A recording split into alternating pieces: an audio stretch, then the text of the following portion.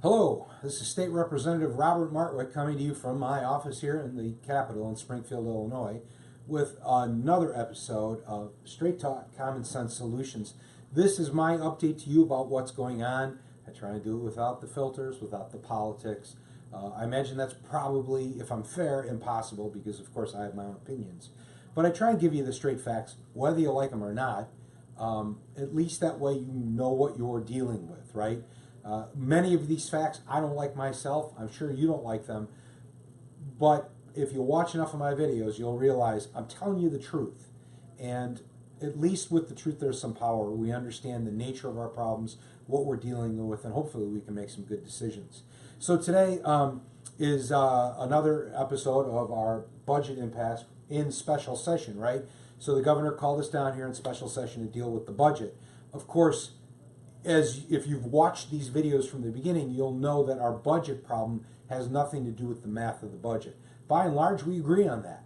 Okay, I think President Cullerton held a press conference today, said, yep, the House budget is substantially similar to the Senate budget, which I negotiated with the Republicans. We in the House have negotiated with our Republican counterparts. So why can't we get a budget done after 3 years?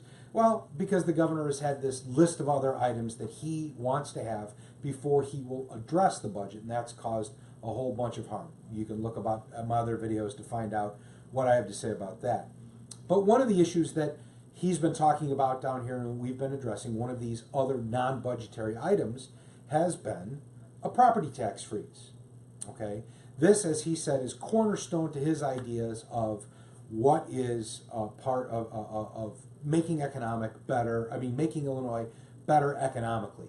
A property tax freeze. So what we're going to talk about here is this really a good idea? Should we support this in order to get a budget done? Right? And I know that the first thing is property tax freeze. Is this a good idea? Of course it's a good idea, right? Well, let's talk about it and you can make up your own mind. So number one, let's talk about some Illinois property tax facts. Number one, Illinois has the second highest property taxes overall. Okay. Oh, why do I say that? Well, 50 states, we have the second highest if you look at the state as a whole. However, because of different situations, property taxes are higher in some places and lower in others. So, for instance, the city of Chicago has actually, compared to the rest of the state, has some of the lowest property taxes in the state. If you go out to McHenry County or Lake County, a home that's valued the same, right? So say one home's worth $200,000 in Chicago and a home's worth $200,000 in McHenry County. The home in McHenry County will have property taxes anywhere from, get this, 3 to 5 times higher property taxes on the same value home. So we do have a disparate problem there. But overall, we have the highest property taxes. That's not good.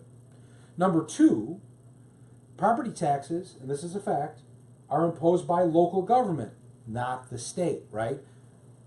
See, I'm here in the state capitol where we decide state laws, and we impose an income tax right now, 3.75, eighth lowest income tax in the country. But these high property taxes, we don't impose those. Your local government does, not the state. And right there, you should stop for a second and say, if we don't impose property taxes, our property taxes is subject of us settling our budget. That's a good question. Number three, property taxes are high because our state government doesn't put enough money towards education. So what do I mean? Well, the state has a primary responsibility of funding education. We're terrible at that. Remember, eighth lowest income tax in the country. Well, you're not going to collect a whole lot of money. We also have very high debt.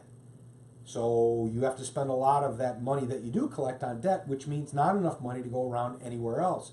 What's our primary responsibility? Education. Where do we rank in the country in terms of funding education? Dead last. That's right. We're 50th out of 50 states in terms of funding education. Well, when we don't put enough money towards education, then the burden is put on the local governments, your local school districts, to make up the difference. That's why, depending on where you live, in Chicago, about 60%, and if you live in McHenry or Lake County or other parts of the state, upwards of 85, 90% of your property tax bill goes to fund education. Money. You see, high property taxes are a money problem, and they're caused by a lack of money. But a property tax freeze has no money attached to it. So, how do we address our high property tax? What are some possible solutions? Number one, the freeze. This is what the governor has suggested is his idea for solving our high property taxes, a freeze. Another thing that's been talked about in a bill that's been passed here, in fact, I sponsored a bill that would increase homeowners exemptions, right? So a homeowner's exemption has the direct result of lowering your property tax bill, making it less than it would be otherwise, okay? Every homeowner in Illinois is entitled to a homeowner's exemption. Senior citizens get an additional exemption. Veterans and people who are disabled get an additional exemption. I suggested increasing those exemptions. That makes the taxes on homes more affordable. The third solution to high property taxes, now remember, high property taxes are money, would be to properly fund education. See, now that's, I know that sounds crazy, right? But that's using money to solve a problem that has to do with money. Properly fund education. So those are the three. This one is not really on the table. Oh, we're going to do something to address the way that we fund education, but we're not going to really put an enormous amount of money to education. So we're not going to put money towards solving the property tax problem. This is what's on the table. Freeze. The property tax freeze. Now you'll notice here in this slide, I put it in quotes. Freeze. So you might be asking yourself, what does a freeze do? Well, number one, it doesn't freeze your taxes. I know, yes, I said that. Let me read this again. What does a freeze do? It doesn't freeze your taxes. Welcome to politics. So what a freeze does is it limits the amount of money that your local government can ask from the community, right? That's called a levy. That's the total that we need from the community, that's paid for by everybody, homeowners, businesses, whatsoever, that they can ask for. So it freezes basically like their operating budget. It says you can ask for no more for a period of time. How long, right? Governor wants 4 years. Okay, so for 4 years, they would not be able to ask for any more money. But that doesn't necessarily freeze your taxes. There are instances where businesses close, property values go up, where your property bill could still go up. Now, don't get me wrong. There is relief in this, right? If you limit how much money government can ask from you, then your property tax will be lower than it would otherwise be, right? So that's fair. What else does it do? Well, it ties the hands of local government. Like I said, it freezes how much they can ask for you. Now, you could ask yourself, is that a good idea or a bad idea? Well, if your local government is irresponsible and they tax you too much, well, maybe it's a good idea. But what if your local government is responsible? Like, you actually like how many police officers you have and that the roads are well paved and your alleys are taken care of and your garbage is picked up and the neighborhoods are safe. You have good parks and good schools. You might say, I like the way things are run. Because if you didn't like the way things were run, there's a process for that. You could go to your local elections. You're aware of that. You have local elections.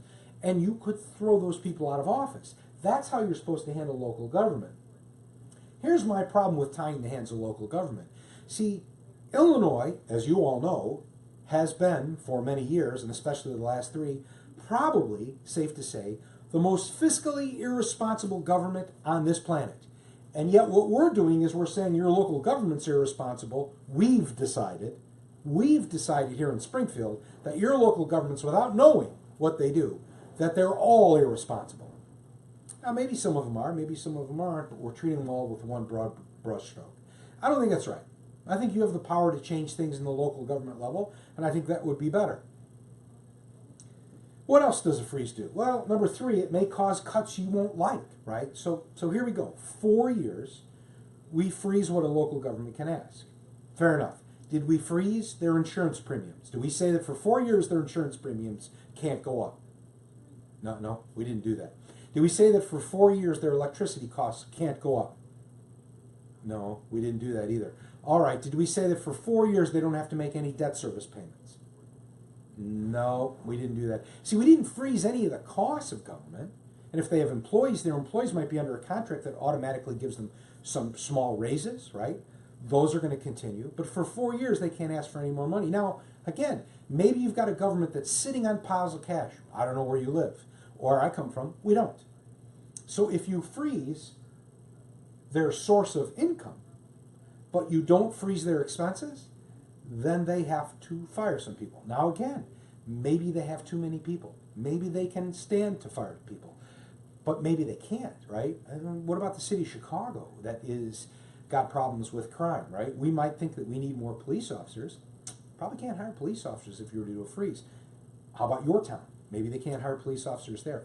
What's your school like? Well, maybe your school's sitting on mountains of cash, or maybe it has financial troubles. And if they can't lower their expenses, the only expense they can control would be potentially to lay off some teachers, which means more kids per classroom, which means the schools probably aren't going to be as effective at teaching our kids. And what happens when schools don't perform? When your schools don't perform, people say, maybe I don't want to live here, and then your property values go down. So these cuts might be something that sound good, but ultimately you might not like them. Again, that's up to you. Finally, number 4, and here's my favorite one. It may cause a bigger tax increase in the future. So I don't know where you're from, but a lot of school districts, when they run out of money, what do? They put a referendum on the ballot. Well, sometimes a referendum is like, gee, we'd like to build a new gym or a football field. And sometimes voters say, no, we don't want you to spend more money that way. But you know what happens when you have to fire a couple of firemen and a house burns down, or you have to fire a couple of policemen and crime goes up, or you have to fire a whole bunch of teachers and the schools don't perform well? Referendums typically pass. And the referendums may cause bigger tax increases than if your local governments were just subject to the same property tax caps. Remember, those are already in place, that are already there, right? So they grow a little bit. They're limited by the rate of inflation every year by how much they can grow their levy. No, this will freeze them for 4 years, cause them problems, and maybe cause a bigger increase in the future. Now again, I could be wrong on all this. This is just my analysis. If you think I'm wrong, go ahead and tell me. So we're negotiating with the governor. Why? Because the governor says, until you give me this freeze, I won't do a budget. So I've said often that I think this is a bad idea. Why? Do I think that property taxes are fine just as is? No. But I think we should solve financial problems with money and math. I think that's the right way to go about it. I think we should raise more money on the income tax and use that to lower property taxes by pushing money to our schools so that we don't just move the money around. I think all this does is it moves the money around, causes cuts where you don't want it, and eventually causes you to pay more than it saves you in the beginning. That to me doesn't sound like good policy. So we had a hearing today on this property tax freeze bill. And when we have these hearings down in Springfield, people come to testify and they weigh in. They file what we call witness slips that say whether or not they're a proponent of the bill, whether they support it, or they're an opponent of the bill. Well, guess what? We had 120 opponents of the property tax freeze, and we had, get this, 1 proponent. So everyone was against it. Who's everyone? Well, everyone who has any expertise in these sorts of matters says this is not a good idea. You know who thinks it's a good idea? The governor does. So what do? Well, we've negotiated with them on this, and we've decided that we will agree to some amount of property tax freeze. Now again, I want to point this out. I think this is a bad idea. But here's the thing. In a government, you're supposed to compromise. And just because I think it's a bad idea doesn't mean it actually is. Maybe I'm wrong. Maybe it's a good idea. I think there would be a better way to go about it. The governor thinks this is the right way to go about it. I want a budget. I want a budget so bad that I will compromise on this issue, even though I don't think it's a good idea. That's called compromise. That's how you get things done. So we've sat down, we've negotiated with them and said, how close can we get? So in 2015, the governor said, I want a 2-year property tax freeze. In the last 2 weeks, he said, no, that's not good enough. I want a 4-year property tax freeze. Where are we on that? We've agreed. We started out saying we didn't want a property tax freeze. We wanted to solve a different way. We've come around and we've agreed to a 4-year property tax freeze. In other words, we basically agree with the governor. There are a couple of minor differences. Number one, pensions versus debt. The governor himself is willing to give an exception so that these local governments, their debt service, like their monthly payment on their debts if they have bonds and whatever, that they don't miss those because that would be fiscally irresponsible. He himself has said, let's exempt that portion from the freeze. So as debt service goes up, your taxes will continue to go up. Like I said, it's not really a freeze. So he said, let's exempt debt service. We said, we agree, but what you owe on pensions is a debt. Let's add that in. Let's exempt pensions to make sure, the last thing, in a state that has been so irresponsible with pensions and is the major cause of our fiscal problems, the last thing we want local governments to do is be forced to skip a pension payment. That would be terrible. So we said, let's exempt that. As of yet, he doesn't agree. We'll see. We'll keep negotiating. And finally, financially troubled schools, okay? What we want to do is if a school is on the financial watch list, right? We have this here in Illinois, we have a financial watch list where schools are troubled, right? And we know that their finances are so dire that they're having problems. So much so that the state government is watching over them to make sure they don't screw up. We think those should be exempt. We think that's a good idea. The governor doesn't. So that's pretty close. And that brings up the $8 billion question. Is 90% enough? I would say that we are 90% there. We started out where he said, I want a 2-year property tax freeze. We said, we don't want any property tax freeze. We're now agreeing on a 4-year property tax freeze because he moved the goalposts in the middle of the negotiations. We moved with him. We met him on that 4-year thing, 4-year demand. We've met him on almost every provision of this, save for a couple that we think make a lot of financial sense. Again, we don't want to put you, the taxpayer, in a worse situation in 4 years than you are today. That's not what good government does. Good government says it's not about today, it's about how we do over the course of your life. But is it enough? So we have met the governor on so many of his non-budgetary demands.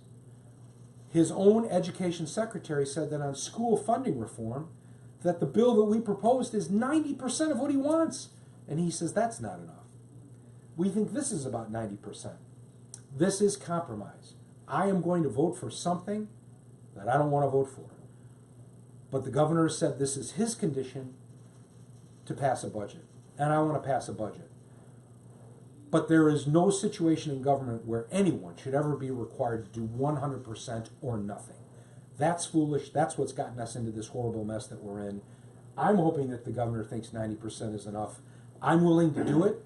Hopefully you'll agree with me. Maybe you could reach out to the governor, send him a tweet, send him a text message, call his office, tell him 90%'s enough, Gov. Maybe it's time that you compromise too. I'm ready to pass a budget. We've got a few more days left here. I might have a question. Do you want to address the income tax increase that was talked about today, or save that for? Well, okay, so I had a question about the income tax increase. That's part of the negotiations. We're looking at an income tax increase. I will talk about that in another one because I think I've talked a lot about this. But yes, of course, as anyone who's ever seen any of my videos, and if you haven't, just scroll down and find the other videos or go to my video section, you will see that I have pointed out time and time again that everyone agrees that we need to raise income taxes to close the gap, including the governor. The governor has in his own budget proposals put in billions of dollars of tax increases that he hides under line items called working together, as if we could generate $4.7 billion of revenue by working together. That's a tax increase. He's just not calling it that. So everyone has acknowledged that we need a tax increase, income tax increase. This is part of what the governor wants. We're meeting him on that in order to solve the budget, right? The math of the budget is done. We all, by and large, agree on that. The only question is, do we agree on enough of these non-budgetary items to get a deal done? And that really is up to the governor. We've moved. I've moved. Trust me, I voted on a lot of things I said I'd never vote for, including a property tax freeze, because I think it's phony. But I'm going to give the governor his props, and hopefully we'll get a budget done. That's my desire. I am working very hard. I'll give you an update on pensions. We've got 3 days left here, so we'll be in Wednesday, Thursday, Friday. I will give you an update each day. So check back and look for me. I'll try and give you a heads up on when I'm coming on. Feel free to ask questions, engage. We've been getting a lot of comments and a lot of views. Stay informed. Know what decisions we're making down here, and there's still time. Reach out to your state representative, your senator. Whether you agree with me or disagree with me, communicate with your elected official and tell them what you want them to do. So thanks everyone for watching, and we'll see you again tomorrow.